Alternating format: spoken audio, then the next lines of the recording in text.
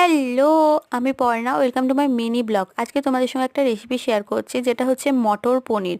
এটা না আমি মটরশুঁটি দিয়ে বানাইনি, ঘুগনির মটর হয় না সেটা দিয়ে বানিয়েছি।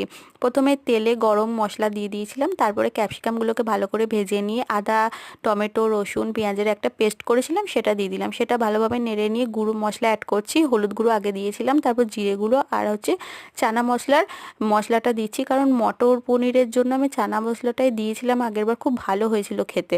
আর তারপরে এই যে সবজিগুলো ভাজা হচ্ছে, কারণ হচ্ছে ফ্রায়েড রাইসের জন্য। আর তারপরে এখানে মশলাটা ভালোভাবে তেল ছেড়ে গেলে মটরগুলোকে দিয়ে দিলাম, যেটা আগে থেকেই সিদ্ধ করে রাখা ছিল। তারপর হালকা জল দিয়ে ফুটতে দিয়ে শেষে ভাজা পনিরগুলো দিয়ে সুন্দর করে ধনেপাতা কুচি দিয়ে নামিয়ে দিলাম। আর এবার তোমাদেরকে বলি, ফ্রায়েড রাইসটা এবার আমরা একটু অন্যরকম করেছি।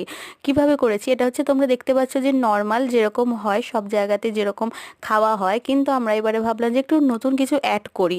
তো এবারে অ্যাড করেছি হচ্ছে ছানা, ছোট ছোট ছানার বল করে নিয়েছিলাম বাড়িতে তৈরি ছানা দিয়ে। তো সেটা দিয়ে ফ্রায়েড রাইস করেছি, আর এগুলো মুখে বললে এত সুন্দর খেতে লাগছিল কি বলবো। তোমরা একবার ট্রাই করে দেখতে পারো, যেমন সীতাভোগ মিহিদানাতে থাকে। তো এটা হচ্ছে আমার আজকের প্লেট। দেখা হচ্ছে নেক্সট ভিডিওতে। টাটা।